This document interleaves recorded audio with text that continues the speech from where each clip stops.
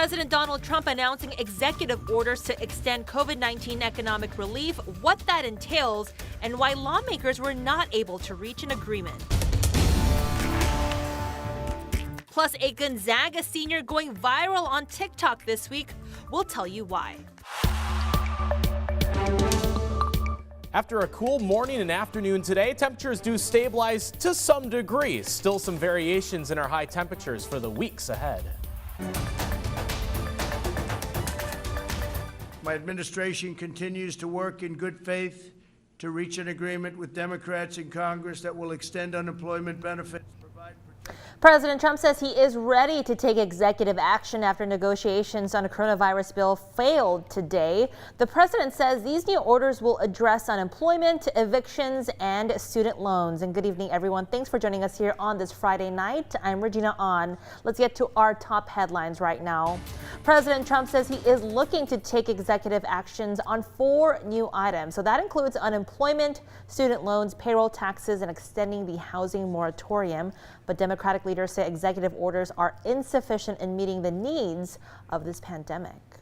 It doesn't cover opening of schools. It doesn't cover testing. It doesn't cover dealing with rental assistance. It doesn't cover elections. It doesn't cover so many things. There's a long list. I could go on and on and on.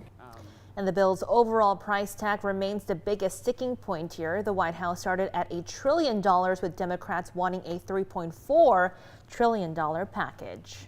President Trump's announcement comes just hours after they failed to reach a deal on a COVID relief bill. So here's what he plans to take executive action on. So first, extending the enhanced unemployment benefits until the end of the year. He also announced that he will defer student loan payments and interest until further notice. And another big change is he will defer payroll taxes also until the end of the year. And finally, the president is also extending moratoriums on evictions. A new model from the University of Washington projects U.S. coronavirus deaths to nearly double by December. So they're showing alarming numbers of nearly 300,000 deaths, but researchers say that number could be reduced if most Americans simply wear a mask. And speaking of masks, some good news here. Transmission is slowing overall in eastern Washington as more people are wearing face coverings and social distancing. Now, this is the first time the reproductive number, or the R number that we've been mentioning here for eastern Washington, has been estimated below 1. So that number tells how many people one positive person can infect. And the state health department says social distancing and wearing masks will be critical to keeping that number low. In other news now, the Sturgis motorcycle rally in South Dakota officially underway. Tens of thousands of bikers are packing into the city to celebrate the 80th annual event despite the ongoing pandemic. And the rally could become one of the largest public gatherings since the pandemic started. And over the 10-day event, organizers say they expect 250,000 people. Now to the race for governor. Jay Inslee and Lauren Culp both advancing to the November election. And today, Tim Eyman, who also ran for governor, formally announced support for Culp. He told his supporters to do the same. And today, Culp spoke with our Seattle sister station. Chris Daniels has that story tonight. Lauren Culp says he's ready for the fall.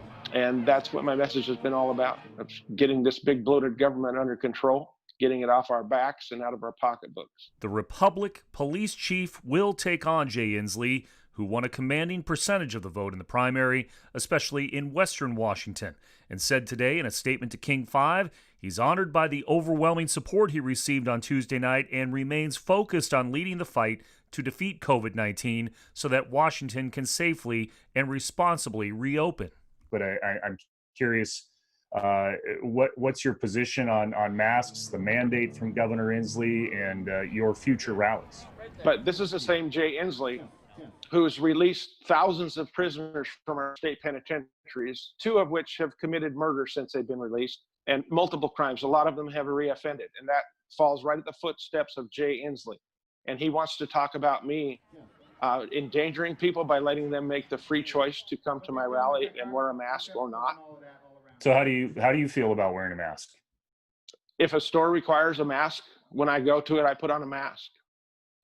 If they don't, then I don't. I have been meeting and greeting people, handshakes, hugs, talking to thousands of people every day for the last 3 or 4 months. If anybody's going to catch COVID, it would be me, right? Our forefathers have to be rolling over in their grave right now, knowing that they fought against a world superpower to free this country. And now in 2020, we have a governor that is telling each and every citizen, you put on a mask and you don't take it off until I say there's a virus. Culp will also have 3 months to talk about an economic plan. Putting together a budget for a state is different than putting together a budget for your police department. And the state is what's the difference? They're bigger numbers. That's all.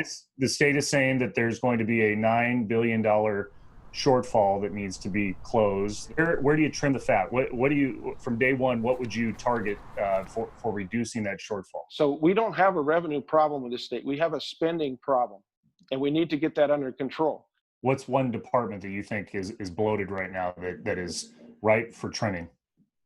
There isn't one that I don't think is ripe for trimming. Our state government has doubled in size since Jansley took office. And anybody that I talk to, the roads aren't any better. The services aren't any better. And for a full list of election results, you can text the word elections to 509-448-2000 and we'll send you a link right to your phone. Well, now let's switch to weather. Now we have been seeing those cooler temperatures out there, a lot cooler than we did last week. So Thomas Patrick out on the Outdoor Weather Center for us tonight. So Thomas, can we expect a little bit of a warm up this weekend? Yeah, just a little bit. In fact, it's almost the exact opposite story from a week ago today, because today's weather in the 70s was about as cool as we can get, and we'll warm things up from here. Remember last Friday? 102 degrees, that's about as hot as we could get, and we cooled off from there. So those are the two extremes.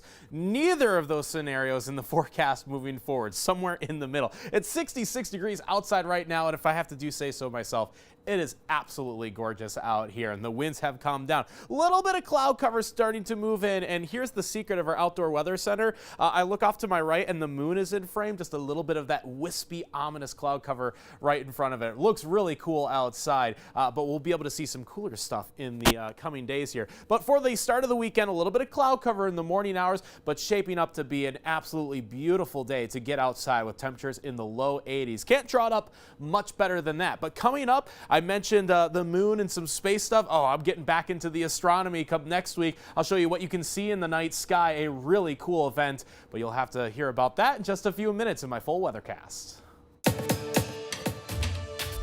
I created a show at my college just so I can trash talk the city of Spokane's flag check.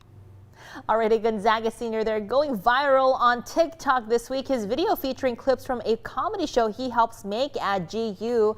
It's garnered nearly 200,000 likes right now, and it all revolves around an issue we've been covering for a while here at KREM, the flag of the city of Spokane. Our Casey Decker has that story tonight. The Spokane city flag is an atrocity. It breaks all the rules of proper flag design. Gonzaga student Bradley Miller was researching topics for an assignment when he came across the official flag of the city of Spokane. I looked it up and I saw that it didn't look good. It looked very bad in my opinion. He thought it would be a perfect topic for a comedic rant on the GU TV show he's part of, The Updog, which is structured a little like The Daily Show. City flag design has become something of a popular topic ever since podcast host Roman Mars gave a TED Talk on it back in 2015. There is a scourge of bad flags, and they must be stopped. I think anyone who watches that is immediately interested in flags and just kind of the design of it. Months after the recording of the Updog episode, Miller was desperately searching for content to put on TikTok, where he has tens of thousands of followers. Man, I think this is the end of my TikTok. No one's watching all my stuff. I'm losing followers. He clipped part of his segment and posted it, and in a few days, it was approaching 1 million views from users around the world fascinated by the horribleness of the flag and Miller's takedown of it.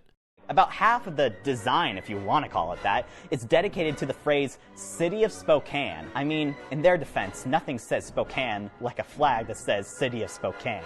And he's not the only one who thinks the flag needs some work. Last year, Councilwoman Kate Burke launched a new commission to replace it. I'm happy that we're getting a new one. They've been having regular meetings since. Soon, they may start taking submissions from the public. Miller says of the designs he's seen so far, he's a fan of the classic. I was looking up old flags, and we had a flag from the 1920s that looked awesome. That design likely will be considered, but for now we're going to have to live with stick figures and an awful lot of text. In Spokane, Casey Decker, KREM 2 News. So I didn't notice this earlier in our 10 o'clock, but it says Children of the Sun, and there's a sun there. That's very fitting, I guess.